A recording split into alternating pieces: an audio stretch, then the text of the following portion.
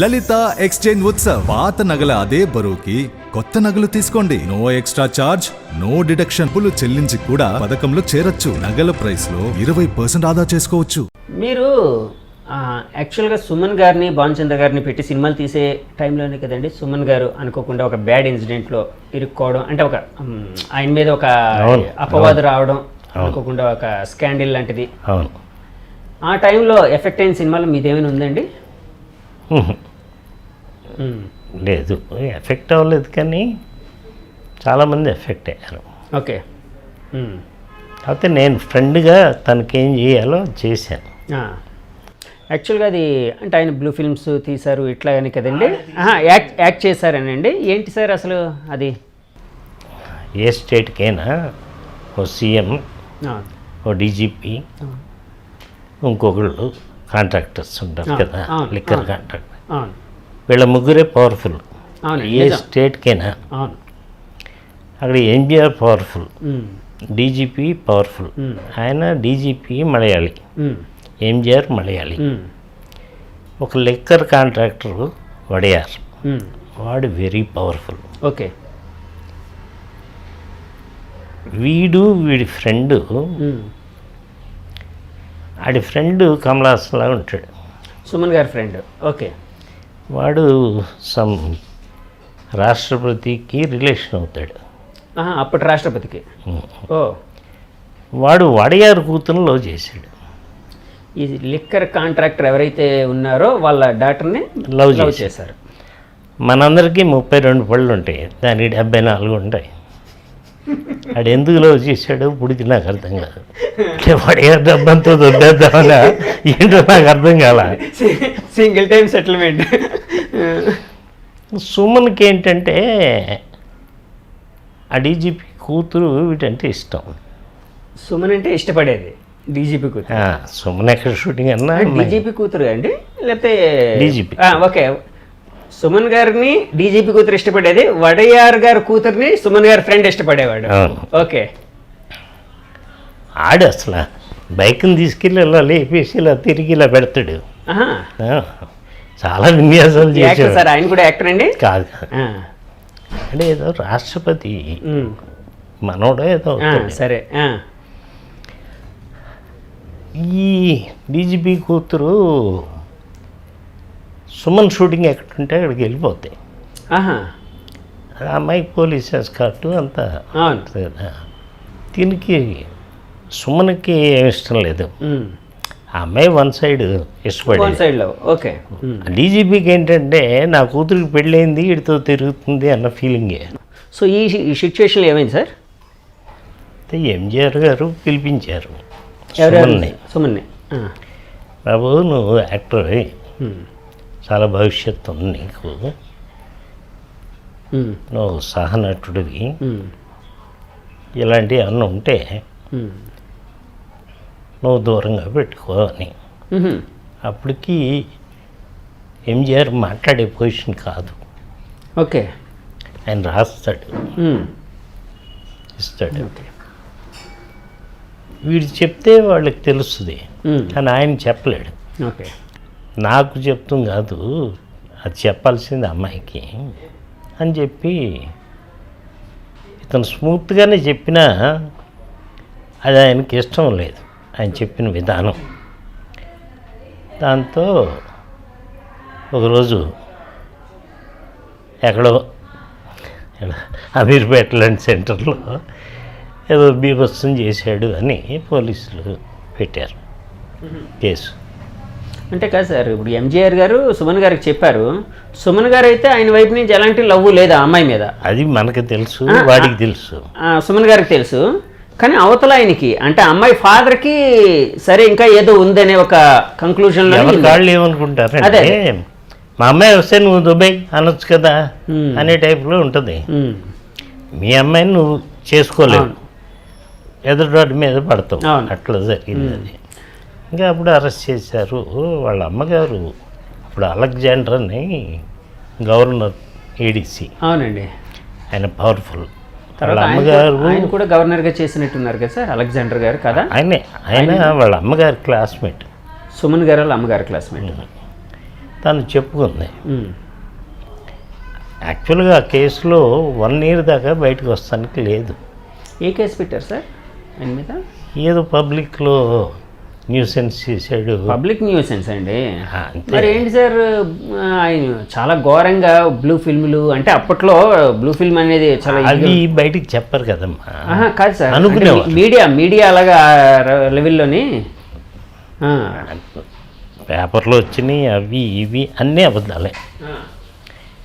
But డెఫినెట్గా వాళ్ళ ఫ్రెండ్కి వీడియో షాప్ ఉంది, అప్పుడు క్యాసెట్స్. అక్కడికి చాలామంది అమ్మాయిలు వస్తూ ఉండేవారు. అది పైగా చాలా పెద్ద prime place. Adyar gate hotel ఆపోజిట్లో వాళ్ళ ఇల్లు. అక్కడంతా చాలా కాస్ట్లీ. అక్కడ ఉండేవాడు. అక్కడ వీడి సాయంత్రం షూటింగ్ అయిపోయినాక ఇంకోటి ఎంతైనా హీరో కదా, వెళ్తాడు, అందరూ అభిమానిస్తారు. క్రేజ్ అనేది ఉండేది. అవును. పైగా వీడు చాలా అందగాడు. అవును. అవునండి. అవును. చాలా అందగాడు. అవును. అప్పుడు రకరకాలు అనేవారు. యాక్చువల్గా వీడు అరెస్ట్ అవుతాడని రామానాయుడు గారికి ముందే తెలుసు. మరి ఆయన సర్కిల్ వేరు కదా, ఆయనకి ఇన్ఫర్మేషన్ వచ్చింది ఉంది. అప్పుడు సుమన్తో తీయాల్సిన సినిమా ఆపేశాడు, షూటింగ్ స్టార్ట్ చేయలే. ఓకే. అంటే కొంచెం హై లెవెల్లో కొన్ని విషయాలు తెలుస్తూ అదే అదే. అవునండి. అవును. సో అది బయటికి చెప్పకుండా ఆపేశారు. తర్వాత తెలుస్తాయి కదా. అవునండి. అవును. సో సుమన్ గారు వాళ్ళ మదర్ సహాయంతో ఆయన అలెగ్జాండర్ గారికి, అంటే అప్పుడు గవర్నర్ గారికి ఫ్రెండ్ అవ్వడం వలన ఏడీసీ, సో ఆ విధంగా బయటపడగలిగారండి ఆయన. కానీ జైల్లో ఉన్నారు కదా సార్ చాలా కాలం. జైల్లో ఉన్నాడు. జైల్లో ఉండగా తనకి బెయిల్ ఇచ్చారు. బెయిల్ రాకూడదు, రాదు ఆ చట్టంలో, ఆ సెక్షన్లోనే. ఓకే. రాదు. వాళ్ళ అమ్మ అదృష్టం. వాళ్ళ అమ్మ ఎప్పుడు దేవుడిని, తన విద్యనే నమ్ముకుంటుంది. తన కొడుకుని బాగా చూసుకోవాలి అనేది వాళ్ళ మదర్ యాంబిషన్. సో ఈవిడ గవర్నర్ని కలుస్తూ ఇవన్నీ చేసేది. మొత్తానికి 2-3 monthsలో బయటకు వచ్చాడు. ఆ కేసులన్నీ మాఫీ అయిపోయి కదండి. అప్పటికి అవ్వలేదు. నేను చెప్పే అప్పటికి అది 85 ఎప్పుడో. నా డాకు 84 అయిపోయింది. ఓకే. 85లో ఇన్సిడెంట్ జరిగింది. అప్పుడు కోర్టు ఏం తీర్పు ఇచ్చిందంటే ఇన్స్టెడ్ ఆఫ్ జైలు చెంగల్పట్ డిస్ట్రిక్ట్లో ఉండాలి. ఓకే అని పెట్టింది. ఆ చెంగల్పట్ డిస్ట్రిక్ట్లో ఉండేదానికి ఇప్పుడు ఆర్ఆర్ డిస్ట్రిక్ట్ అంటాం. అప్పుడు మదురైలో ఉన్నాడు.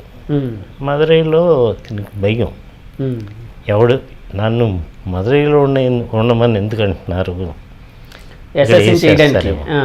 అని భయం ఉంటుందండి. అవును. వీడు అంటే అవతల వాళ్ళు అంత పవర్ఫుల్ కదండి. అమ్మో. అవును. అక్కడ ఉంటూ 4-5 రూమ్స్ తీసుకున్నాడు. అంటే ఈ ఫ్లోర్లో అంతా వాడి మనుషులే ఉండాలి. ఓకే. ఉన్నాడు. చాలా కాస్ట్. పైగా సుమను జైలుకి వెళ్ళే ముందు వాడి దగ్గర డబ్బు అంతా ఫ్రెండ్స్కి ఇచ్చేవాడు. సో ఇప్పుడు జైలు నుంచి 5 గంటలకు రిలీజ్ అయ్యి వచ్చాడు. ఫ్రెండ్స్ దగ్గరికి వెళ్ళాడు. డబ్బు ఏమన్నా ఉందా అని. ఎవడో ₹1 వీడు రేపు పొద్దున్న ఫ్లైట్లో మదురై వెళ్ళాలి. రేపు పొద్దున మదురైలో 10ంటికి సంతకం పెట్టాలి. ఓకే. అక్కడ పోలీస్ స్టేషన్ అఫీషియల్స్ మధ్య సంతకం పెట్టకపోతే మళ్ళీ ప్రాబ్లం. అవును. బెయిల్ అనేది రద్దు అయిపోతుంది కదండి. సరే ఈలోపు నేను ఆర్ నాగేశ్వరరావు కొడుకు, నేను నాగేశ్వరరావు అంటే విలన్గా చేసేవారు. ఎన్టీఆర్ గారికి వాళ్ళకి పోటీగా చాలా హైట్గా ఉండేవారు ఆర్టిస్ట్.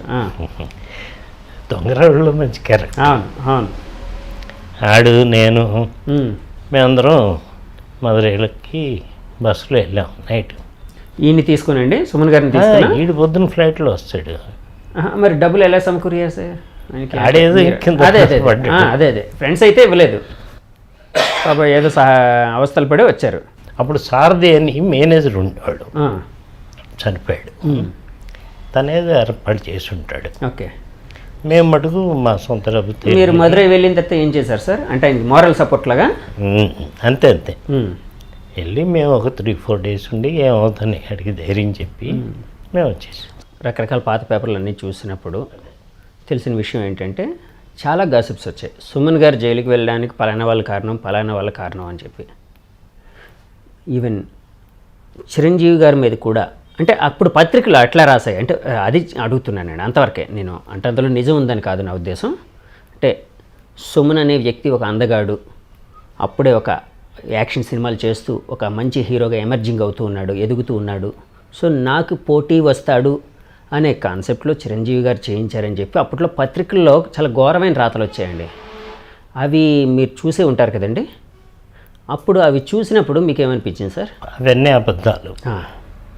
అప్పుడు చిరంజీవి ఏం పెద్ద హీరో కాదు, ఒక్క ఖైదీ ఏదో ఒకటి వచ్చింది. ఎవరి ఇమేజ్లు వాళ్ళకు ఉన్నాయి. డెఫినెట్గా సుమన్ అందగాడు, దాంట్లో డౌట్ లేదు. అలా అని ఒక చిరంజీవి గారు, ఒక సాగర్ గారు ఆ లెవెల్కి చేయలేరు, ఇంపాసిబుల్. ఇది జరిగింది 3 పిల్లర్స్కి మధ్యన, ఒక ఒడయార్, ఒక డీజీపీ, ఒక ఎన్టీఆర్. ఈ ముగ్గురే ఒక సిటీకి అధిపతులు తమిళనాడుకి. సో వీళ్ళ ముగ్గురికి జరిగిన అన్యాయమని మీకు నేను చెప్పింది. అందులో వాళ్ళు అన్యాయం అనుకుంటున్నారు, అది అన్యాయం కాదు. అవును, సుమన్ గారి పాయింట్ ఆఫ్ వ్యూలో అసలు ఆయనకి ఏ పాపం తెలియదు, క్వశ్చనే లేదు. ఇరికించారు ఫ్రేమ్డ్గా, అంతే. అది ఆ డీజీపీ పవర్స్తో ఇరికించారు, అలా జైలుకి వెళ్ళాడు. ఇంకోటండి, చిరంజీవి గారికి ఆ టైప్ ఆఫ్ మెంటాలిటీ కూడా లేదు కదండి. ఆయన ఫస్ట్ నుంచి ఆ టైప్ ఆఫ్ మెంటాలిటీ కూడా అన్నీ ఎదవ ఊహలు సార్. అప్పట్లో రకరకాల గాసిప్ పత్రికలు, ఇవి అవి, ఈ విధంగా తప్పుడు ఆరోపణలు. చిరంజీవి గారు కూడా చాలా హర్ట్ అయ్యి ఉంటారు కదండి ఆ వార్తలు చూసినప్పుడు. డెఫినెట్గా హర్ట్ అవుతుంది కదా సార్. ఏమాత్రం సంబంధం లేదు దానికి. జరిగింది నిజమే అయితే నువ్వు చెప్పుకున్నా బాధపడ, జరిగింది అబద్ధమైనప్పుడు అందరం బాధపడతాం. అవును, అదే నాకు జరిగినా బాధపడతాం. అవునండి, ఎవరైనా.